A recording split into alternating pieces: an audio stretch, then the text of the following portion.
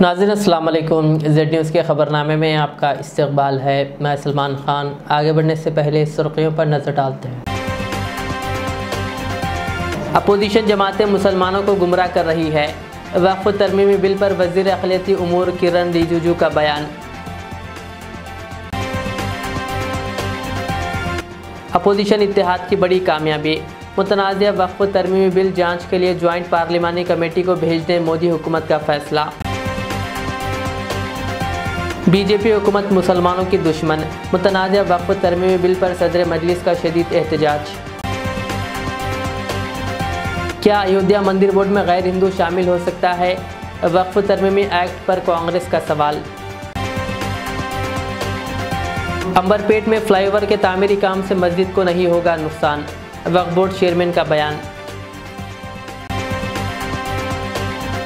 रुकन असम्बली मोहम्मद मुबीन ने बहादुरपुरा के सत्तार बाग इलाके का दौरा करते हुए आवाम से की मुलाकात।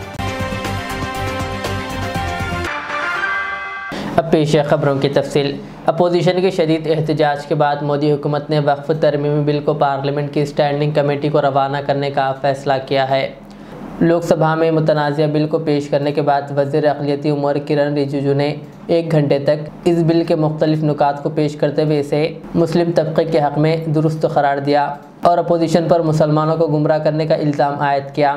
मरकज़ी वज़ीर की तकरीर के दौरान सदर मजलिस व रुकन पार्लियामेंट हैदराबाद बैरिस्टर असदुद्दीन अवैसी और अपोजिशन इंडिया इत्तेहाद के अरकान काफ़ी एहतजाज कर रहे थे।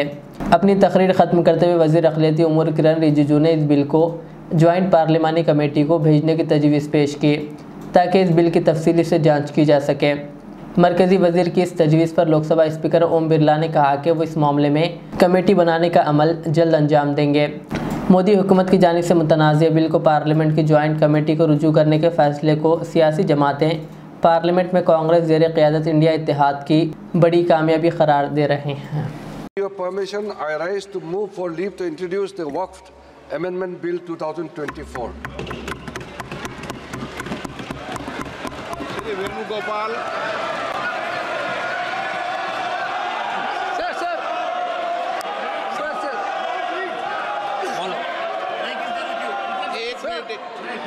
मैं सभी माननीय सदस्यों को जिन्होंने नोटिस दिया है उनको सबको 1-1, 2-2 मिनट बोलने की इजाजत दे रहा हूँ। हल्ला क्यों कर रहे हैं भाई?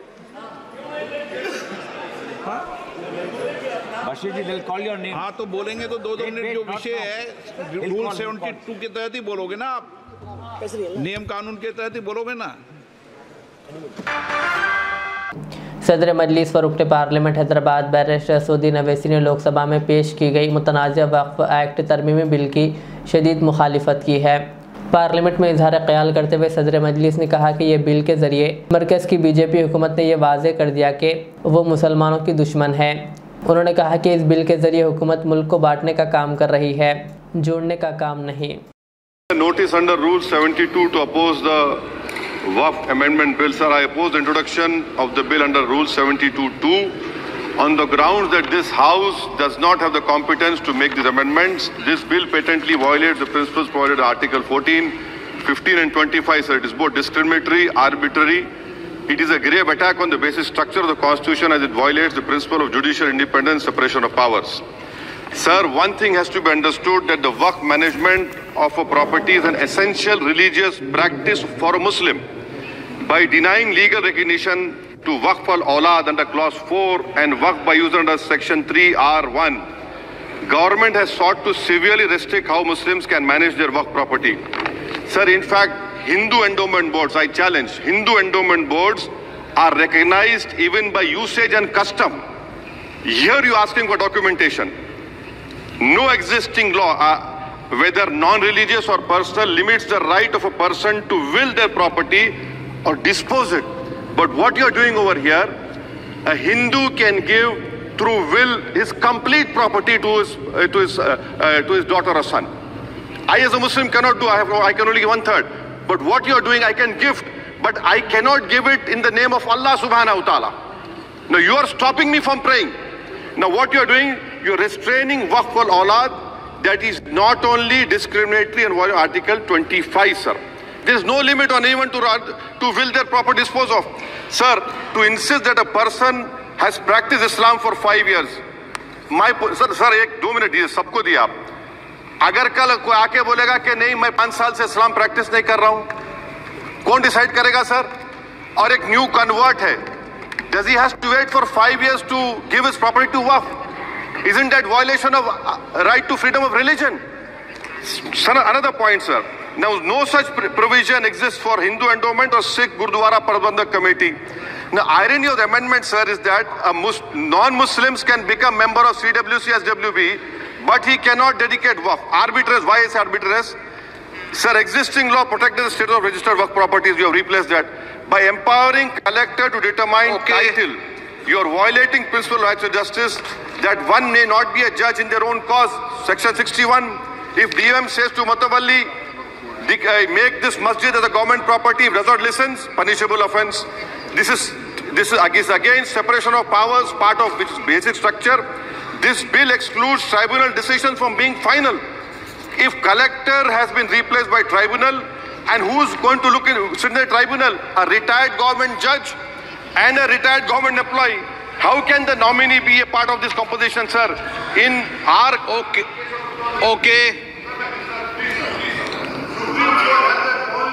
आप डिटेल में बोल देना ऑफिसर। सर मैं खत्म कर रहा हूँ। Secondary level officers can be appointed technical members. 83 states that joint secretary added tribunal. Waqf properties, sir, are not public properties. By removing waqf by user, this government wants to take over dargah, masjid, and waqf properties. Sir, take this example of 107. You've made it more difficult. To be removed, encroachment happens. Section 37 removes protection to waqf properties. Section 40 prejudicial amendments. And the government is, sir, government बोल रही है, sir मैं खत्म कर रहा हूँ sir, आधा minute. Government कह रहे हैं कि हम महिलाओं को दे रहे हैं। मुझे यकीन है कि आप बिल्किस बानो को और ज़किया जाफरी को मेंबर बनाएंगे, मुझे यकीन है। मैं आपसे जानना चाह रहा हूं सर कि ये जो आप बिल ला रहे हैं, आप देश को बांटने का काम कर रहे हैं, जोड़ने का काम नहीं कर रहे हैं। आप दुश्मन हैं मुसलमानों के, उसका सबूत ये बिल है। Thank you sir. माननीय अध्यक्ष जी, वक्फ तरमीमी बिल 2024 पेश करने के मौके पर अपोजिशन जमातों ने ऐवान में हंगामा किया। जब बिल को लोकसभा में पेश किया गया तो कांग्रेस ने एतराज़ करते हुए सवाल किया कि क्या अयोध्या बोर्ड में गैर हिंदू शामिल हो सकता है। कांग्रेस के रुकने पार्लियामेंट के वेणुगोपाल ने कहा कि यह आइन की तरफ से फराहम करदा मजहबी और बुनियादी हुकूक़ पर हमला है। कहा वक्फ बोर्ड के पास जायदादें उन लोगों के ज़रिए आती है जो इसे अतिया करते हैं। के वेणुगोपाल ने हुकूमत से पूछा कि क्या अयोध्या मंदिर बोर्ड का कोई हिस्सा गैर हिंदू बन सकता है। कहा गैर मुस्लिम को वक्फ कौंसिल का हिस्सा बनाना मज़हब की आज़ादी के हुकूक़ पर हमला है। उन्होंने मज़ीद कहा कि हुकूमत अब भी मुसलमानों को निशाना बना रही है, इसके बाद ईसाइयों और दीगर को निशाना बनाया जा सकता है। To own and acquire movable and immovable property and to administer such property in accordance with law. This is Article 26 of the Constitution, sir. This bill, through this bill, they are putting a proviso that non-Muslims also be the member of the governing council. Sir, through you, sir, I would like to ask a question to the government.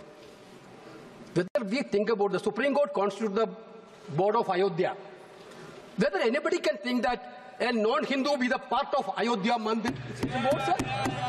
Sir, we are believing in, sir, I told that Guruvayur temple, there is a temple Devaswam board. Anybody can believe that that temple Devaswam board can a non-Hindu? Sir, this is only this provision, anybody, non-Muslims also be part of Waqf Council is correctly an attack on the faith and freedom of religion. Correctly.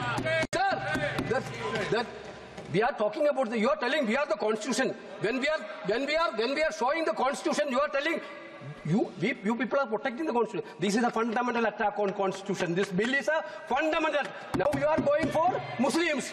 Next you will go for Christians. Next you will go for Jains. Next you will go for Parsi. Next you will go for. Therefore, there is a fundamental principle. You cannot go with the Hindu. Sir, in our tradition, what is the tradition of Indian? What is the culture of India? We are believing the culture and tradition of Indian Bharat. बालाई इलाकों में बारिश के नतीजे में तेलंगाना के नागार्जुना सागर के project की सतह में इजाफा दर्ज किया गया, जिसके बाद इस प्रोजेक्ट के 26 दरवाजे खोलकर पानी को छोड़ा जा रहा है। 22 दरवाजे 5 फीट और 4 दरवाजे 10 फीट उठाकर पानी को छोड़ा जा रहा है। नागार्जुना सागर में 2,53,000 क्यूसिक पानी का बहाव दर्ज किया गया, जिसके बाद 2,69,000 क्यूसिक पानी छोड़ा गया। नागार्जुना सागर की मुकम्मल सतह 590 फीट के बरखिलाफ 585.30 फीट दर्ज की गई है।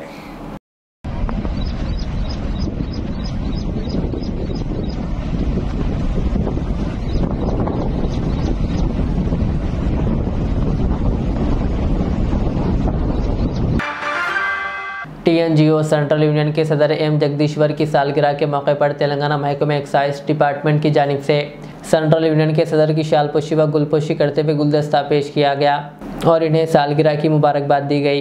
इस मौके पर तेलंगाना महकमे एक्साइज डिपार्टमेंट के सदर आनंद राव, मोहम्मद नईमुद्दीन और चंद्रशेखर के अलावा दीगर भी मौजूद थे।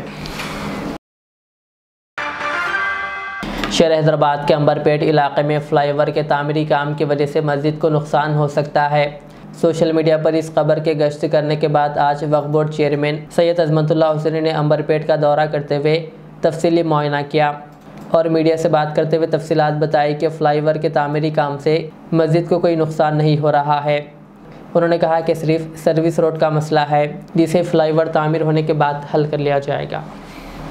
अल्हम्दुलिल्लाह आज मस्जिद इस्माइल अंबरपेट का जैसा कि पिछले 2-3 दिन से अलग अलग सोशल मीडिया पे चल रहा है कि फ्लाईओवर का ब्रिज को काम चल रहा है, उसकी वजह से मस्जिद को कहीं मस्जिद के जो ओरिजिनल ढांचा है, ओरिजिनल जो स्ट्रक्चर है उसको कुछ डिस्टर्ब हो रहा।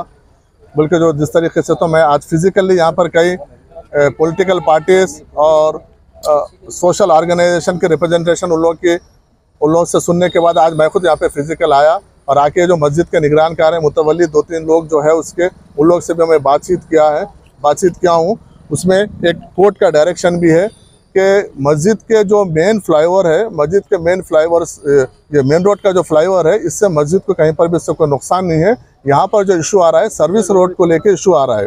सर्विस रोड जो बनना है, सर्विस रोड को यहाँ पे दूसरा कोई ऑप्शन नहीं है। या तो मस्जिद के बीच में से सर्विस रोड निकालना है या फिर अल्टरनेट एक उसको एक टेम्पररी छोटा सा एक ब्रिज अलग से साइड में एक डालना है, या फिर इसको ये सर्विस रोड को डाइवर्ट करने के 3 ऑप्शन है। तो हम ये लोकल के यहाँ पे म्यूनसिपल के ऑफिसर से, पुलिस ऑफिसर से और हम यहाँ पे कॉन्ट्रैक्टर से हम बात की है। उनको एक ही चीज़ बोले कि फिलवक्त आप सिर्फ मेन जो फ्लाईओवर है उसका काम आप कंप्लीट कर दीजिए, उसके बाद बाकी का सर्विस रोड का जो मैटर है वो सर्विस रोड की कोई इंपॉर्टेंस नहीं है, उसको हम डाइवर्ट करना है तो डाइवर्ट करेंगे सबसे बातचीत करके, या फिर उसको ब्रिज बनाना है तो ब्रिज बनाएंगे, या फिर उसको है सो हम या ज़मीन पे से उसको सर्विस रोड देने का है। क्योंकि ज़मीन पे से सर्विस रोड देने से कुछ नुकसान हो रहा है, ब्रिज बनाने से कुछ नुकसान हो रहा है। इसके लिए बेस्ट क्या ऑप्शन होता, हम ये मेन ब्रिज कंप्लीट होने के बाद हम यहाँ के मुकामी लोगों से, जिम्मेदार लोगों से, ऑफिशियल लेवल से, इंजीनियर लोगों से हम बातचीत करके एक बेस्ट सोल्यूशन हम निकालेंगे। लेकिन अब जो मेन ब्रिज बन रहा है, जो लोगों के जो एक कन्फ्यूजन है, तो मेन ब्रिज बन रहा है तो मेन ब्रिज से मस्जिद को किसी किस्म का कोई नुकसान नहीं है उसको। वो बिल्कुल वही, इसीलिए तो वही तो मैं क्लैरिटी कर रहा हूँ कि वो जो जेसीबी वगैरह है वो मेन फ्लाईओवर बनने के लिए आ रहा मस्जिद को, और ये फ्लाईओवर से कोई कंसर्न नहीं है। मस्जिद के बाद भी 20 फीट का और जगह है, 20 से 25 फीट की जगह मस्जिद को और फ्लाईओवर के बीच में है। अब यहाँ पर जो मेजर इशू आ रहा है सर्विस रोड को लेके आ रहा है।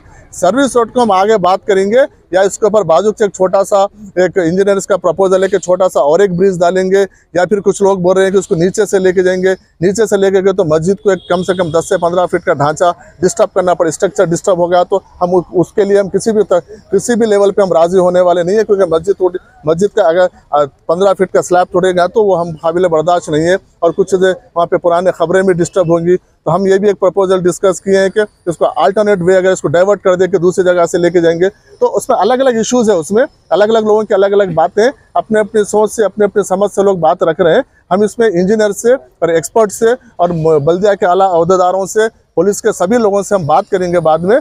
लेकिन अभी जो है मेन ब्रिज से मस्जिद को किसी किस्म का नुकसान नहीं है। और यहाँ पर जो खबरस्तान के जो खबरें हैं, खबरें हैं जो वो मुतवल्ली वगैरह के ख़ानदान के खबरें हैं, उसके बाजुक जो काम होगा वो काम के ऊपर यहाँ पे मुतवल्ली के ख़ानदान के लोग भी वहाँ पे निगरानी के तौर पर रहेंगे। और कॉन्ट्रैक्टर को ख़ास तौर पर हिदायत दी गई कि जहाँ पर सेंसिटिव वर्क है वहाँ पर मशीनरी यूज़ मत कीजिए, वहाँ पे मैनुअल आप यूज़ करते हुए वो काम को बगैर किसी इशू के उसको कंप्लीट करने के लिए। और वो लोग भी बल्दिया के लोग, कॉन्ट्रैक्टर और पुलिस के ऑफिसरों के सामने हमको ये वादा किए हैं कि ये जहाँ पर सेंसिटिव मैटर है वहाँ पर हम मैनुअल काम करेंगे, मैनुअल काम करके किसी किस्म का भी हम नुकसान नहीं करेंगे। इसके लिए हमारी ये बातचीत हुई है बस सर। इस पे इसीलिए हाँ इसीलिए उसको मद्देनजर रखते हुए उसको मैं पहले वो सब चीज़ को रखते हुए कि एडवांस में काम शुरू होने से पहले मैं यहाँ पे आके विजिट करके गया।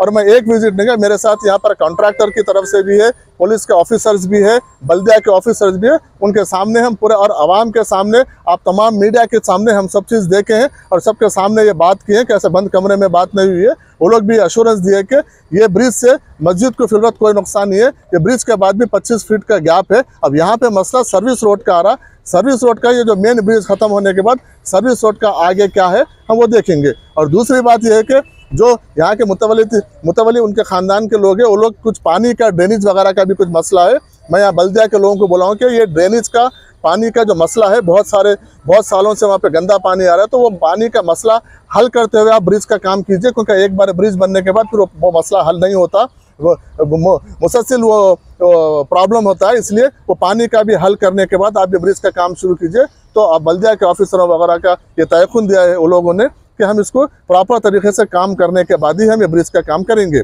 और जहाँ तक मस्जिद के पास जब काम होगा, यहाँ पर मैक्सिमम से मैक्सिमम यहाँ पर मैनुअल काम किया जाएगा ताकि खबरों वगैरह को कोई डिस्टर्ब ना हो। विनेश फोगाट ने फाइनल मुकाबले में आइन कबल इन्हें नाअहल करार दिए जाने के फैसले के बाद कुश्ती को अलविदा कहने का ऐलान कर दिया है। विनेश फोगाट ने आज मायूसी के दरमियान कुश्ती से अपने रिटायरमेंट का ऐलान किया तो इनके उस्ताद और चाचा महावीर फोगाट का रद्द-ए-अमल सामने आया है। विनेश को कुश्ती की बारीकी सिखाने वाले महावीर सिंह फोगाट ने कहा कि जब भी वो मुल्क वापस आएंगी तो इन्हें मैं समझाऊंगा और इन्हें अभी खेलना है, वो अपने रिटायरमेंट का फ़ैसला बदल लें। वाज़ेह है कि पेरिस ओलंपिक्स के फ़ाइनल से कबल सिर्फ 100 ग्राम के वज़न ज़्यादा होने पर जब विनेश फोगाट को फ़ाइनल के लिए नाअहल करार दिया गया तो इनकी तबीयत बिगड़ गई और इन्हें इलाज के लिए अस्पताल से रुजू करना पड़ा।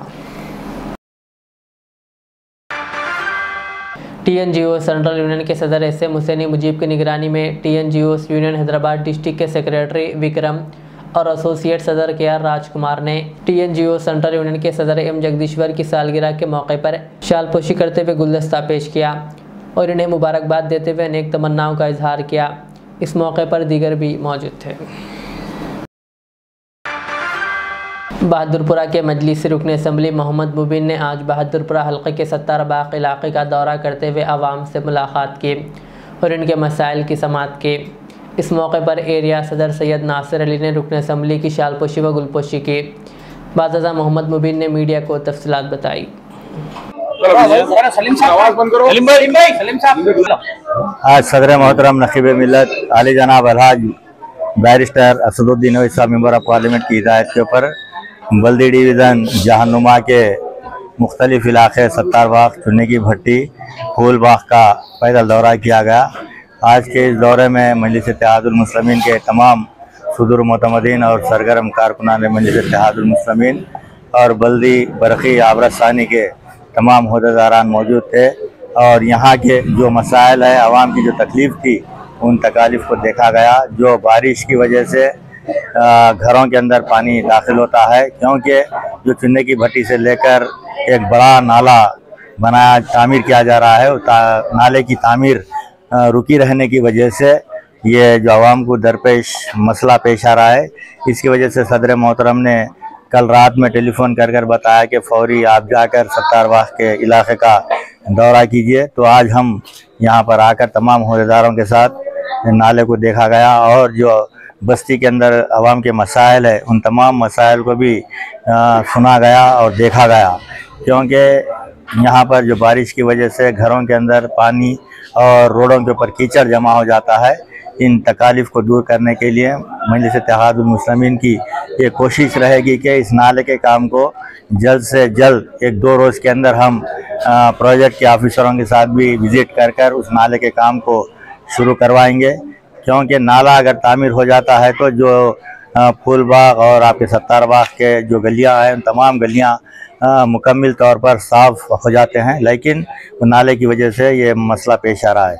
और रही बात, यहाँ पर कुछ गलियों के अंदर सीसी रोड और सीवरेज लाइनों का भी प्रॉब्लम है, तो हमारे डीजीएम और जीएम इस मौके के पर मौजूद थे। उनको भी बताया गया है इन तमाम कामों का, जहाँ पर सीवरेज लाइन नहीं है वहाँ पर सीवरेज लाइन का एस्टीमेट्स बनाया जाएगा, और जो गलियों के अंदर पीने के पानी की लाइन नहीं है वहाँ पर पीने के पानी की लाइन भी बिछाई जाएगी। और साथ ही साथ एक 33 लाख का एक एस्टिमेशन जोनल कमिश्नर साहब के पास रखा हुआ है। जो नाला तकरीबन तामीर हो चुका है, लेकिन कुछ हिस्सा और तामीर होने का है, वो भी बड़ा डेंजर है। तो लिहाजा मैं इंशाअल्लाह ताला कल या मंडे के दिन जोनल कमिश्नर साहब से मुलाकात करके वो जो नाले का 33 लाख का एस्टीमेट है उसको सैंक्शन लेकर टेंडर लगाया जाएगा। जो आवाम की तकलीफ़ है उन तमाम तकालीफ को दूर करने की मुमकिन कोशिश की जाएगी। और मैं इस मौके के ऊपर हमारे तमाम अहदेदारों का भी शुक्रिया अदा करता हूँ, हमारे इब्तदाई के सुदूर मोतमदीन का, वर्करों का, तमाम का शुक्रिया अदा करता हूँ। और साथ ही साथ जो आवाम ने यहाँ पर मजलिस इत्तेहादुल मुस्लिमीन के ताल्लुक़ से वालहाना मोहब्बत सदर मोहतरम से और हबीब मिल्लत अकबरुद्दीन नवी साहब से आवाम की जो मोहब्बत है उसको और इजाफा करने के लिए यहाँ के जो भी काम है इंशाअल्लाह ताला हम पूरे करेंगे। यहाँ पर लाइट के जो पोल्स है उस पर लाइट भी नहीं है बोल के शिकायत की है पब्लिक, वो भी हम अभी हमारे जो वहाँ के डिप्टी है रेड्डी साहब से भी हम बातचीत किए हैं। इंशाअल्लाह ताला जहाँ जहाँ पर लाइट बंद है उन तमाम को कल की तारीख के अंदर वो लाइटों को चालू किया जाएगा। जो पोल्स के ऊपर लाइट नहीं है उसको भी इंशाअल्लाह ताला 1-2 रोज़ के अंदर लगाने लगाएगा। शुक्रिया। तेलंगाना के साबिक़ वक्फ बोर्ड चेयरमैन मोहम्मद मसीहुल्लाह खान ने कांग्रेस के मुस्लिम कायदीन पर तनकीद करते हुए कहा कि वक्फ के ज़मीनात पर कब्ज़े हो रहे हैं और अब वो क्यों नज़र नहीं आ रहे हैं। उन्होंने कहा कि मोइनाबाद इलाके में मस्जिद को शहीद किया गया, लेकिन कांग्रेस के कोई मुस्लिम लीडर्स ने आवाज़ नहीं उठाई। आज जो अमेंडमेंट बिल जो पास होने की बात कर रहे हैं, जो ख़ासकर कांग्रेस हमेशा ये बोलती है कि मोहब्बत की दुकान खुल चुकी है, मोहब्बत की दुकान है, ऐसा है, लेकिन मोहब्बत की दुकान किसके लिए खुल चुकी है उसका अंदाज़ा मुझे नहीं हो रहा है। क्योंकि वफ़ एक्ट क्लियरली ये बोलता है कि वंस इज़ वफ़ इज़ ऑलवेज वफ़, और जो भी सर्वे होता है गवर्नमेंट से सर्वे होकर वफ़ सर्वे जो अपॉइंट करते हैं वफ़ कमीशन को देकर लैंड सर्विस डिपार्टमेंट से अलॉट कर गवर्नमेंट के तहत अपॉइंट होकर जो सो वफ़ की लैंड्स के सर्वे होते हैं। उसके बाद गवर्नमेंट की जानिब से उसकी गज़ट होती है, गज़ट जो कि नोटिफाइड गज़ट होकर जो सो यहाँ दी जाती है। और उसके बाद जितने भी उसके ऊपर केसेस होते हैं उसके 1 महीने का टाइम दिया जाता है कि आप अगर इसके अंदर कोई गलत चीज़ है या सर्वे में अगर कोई गलत सर्वे नंबर आ चुका है तो उसके लिए आपको 1 महीने का टाइम दिया जाता है। लेकिन मैं गुज़श्ता दिनों में भी देखा था, ख़ासकर मैं हमारे प्रीवियस चेयरमैन साहब का भी मैं शुक्रिया अदा इसके लिए करता हूँ कि उन्होंने काबिल तारीफ़ है, ये कबूली है कि हमारे KCR साहब ने 125 एकड़ ज़मीन दी है ख़बरस्तानों के लिए, लेकिन उन्होंने अभी खामोश बैठे हुए हैं कि ये बोल रहे हैं कि 34 एकड़ पे कुछ जो सो इसके ऊपर कोई लैंड के ऊपर केसेस आया बोल के। मैं चेयरमैन साहब से गुजारिश कर रहा हूँ कि आप क्या एक पूरी और बाकी बकाया ज़मीन पे भी आप केसेस आने का इंतज़ार कर रहे हैं क्या? जितने लोगों को, जितने हमारे पास मसला के सब लोगों को, जैसा कि हमारे पास ये भी हम बोल सकते हैं कि ख्वाजा मुस्लिम को भी हमारे पास से ख़बरस्तानों के लिए जगह अलॉट की गई है।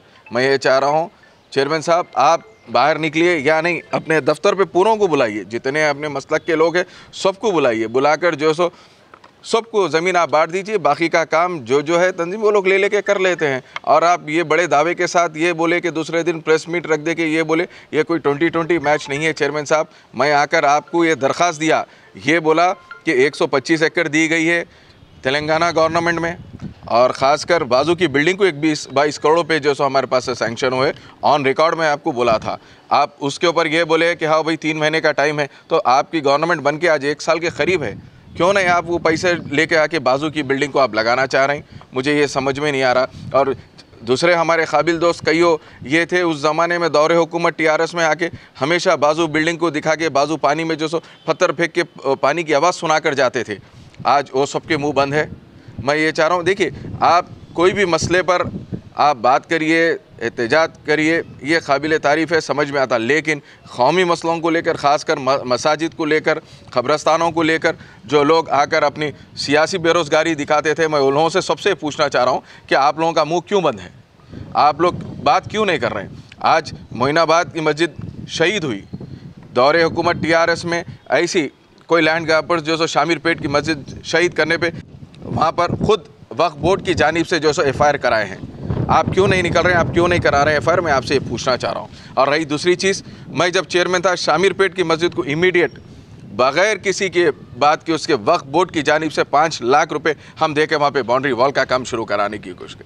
आप क्या कर रहे हैं? आप कब बाहर निकलते हैं? और मैं आपसे गुजारिश कर रहा हूँ चेयरमैन साहब, आप जल्द से जल्द जितने मसलक को अलाट की गई है ज़मीन क़ब्रस्तानों के लिए, वो सब के ज़िम्मेदारों को, बड़े ज़िम्मेदारों को बुलाइए। मैं ख़ासकर जितने भी ज़िम्मेदार हैं, मैं उनसे भी गुजारिश कर रहा हूँ, आप लोग वक्फ बोर्ड को जाइए, जाकर हम TRS की गवर्नमेंट में जो जगह दी गई है क़ब्रस्तानों के लिए, आप लोग जाइए, जगह ले लीजिए। और चेयरमैन साहब, आप ये भी कह रहे हैं कि मैं दरख्वास्त कर चुका हूँ कलेक्टर साहब को उसकी बाउंड्री के लिए, पैसों के लिए। चेयरमैन साहब, मैं आपको ये चीज़ और एक चीज़ आपको आगाह कर दे रहा हूँ, आपको बता दे रहा हूँ कि आपको ये चीज़ के बारे में लाइल्म है, आपको ये चीज़ नहीं मालूम है, या आपके जितने ऑफिसर्स नीचे है या आपका स्टाफ आपको गुमराह कर रहा है। ये जितने भी दिया जाता है ये ग्रांट नेट से इशू किया जाता है।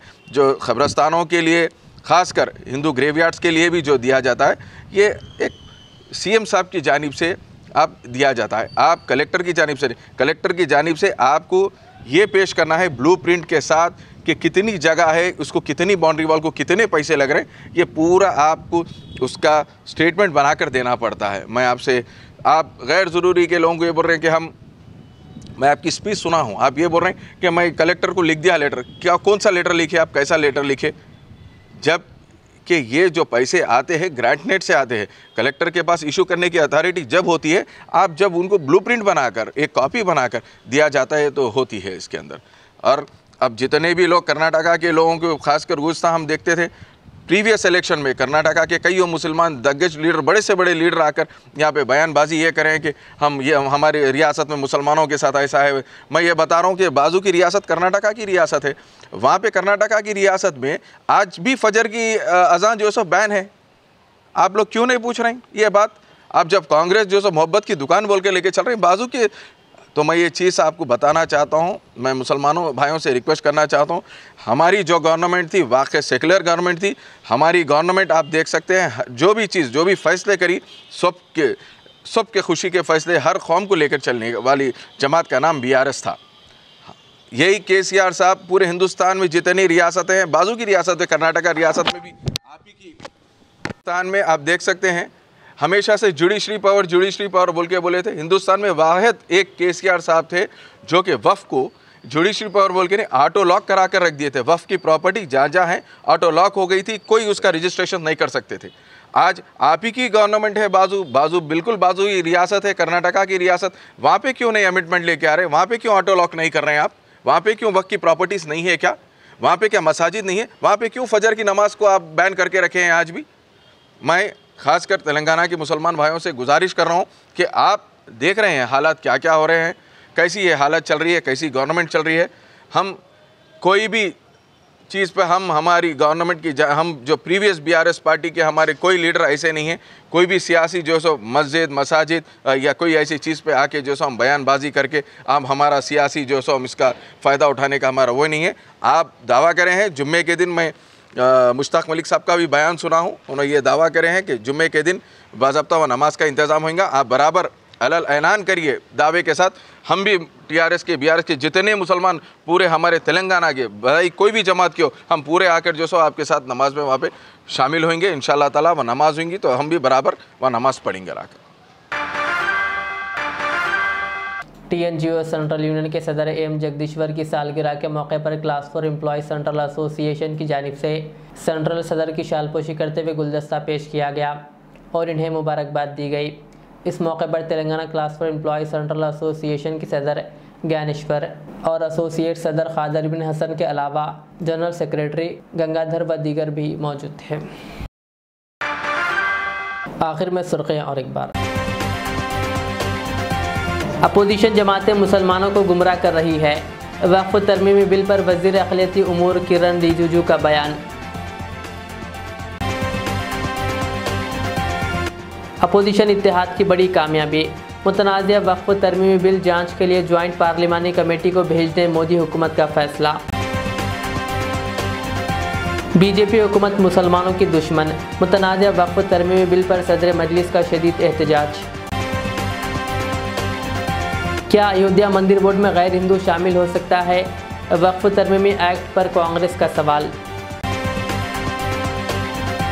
अंबरपेट में फ्लाईओवर के तामीरी काम से मस्जिद को नहीं होगा नुकसान। वक्फ बोर्ड चेयरमैन का बयान। रुकन असम्बली मोहम्मद मुबीन ने बहादुरपुरा के सत्तार बाग इलाके का दौरा करते हुए आवाम से की मुलाकात। ये थी आज की दिन भर की हमारी खबरें। मुझे इजाज़त दीजिए। हमारे चैनल को यूट्यूब पर सब्सक्राइब, फेसबुक पर लाइक शेयर ज़रूर करें। अल्लाह हाफिज़। Modern trends readymade menswear collection पेश करते हैं आपके लिए आला अक़साम व मियारी मलबूसात। हमारे यहाँ formal, party wear, jeans, T shirt और ट्रैक पैंट्स के वसी वैरायटीज दस्तयाब है। इसके अलावा मर्दाना घड़ियाँ, सन ग्लासेस और मियारी जूतों का शानदार कलेक्शन भी। ऑर्डर्स पर इम्पोर्टेड अशिया भी हासिल की जा सकती है, तो देर किस बात की, आज ही चले आएँ। हमारा पता है मॉडर्न ट्रेंड्स, बीबी का चश्मा रोड, टिकलकुंटा, फलकनुमा, हैदराबाद। मज़ीद मालूमात और राब्ते के लिए प्रोपरेटर मोहम्मद इमाद अहमद से रब्ता करें। 9959541435।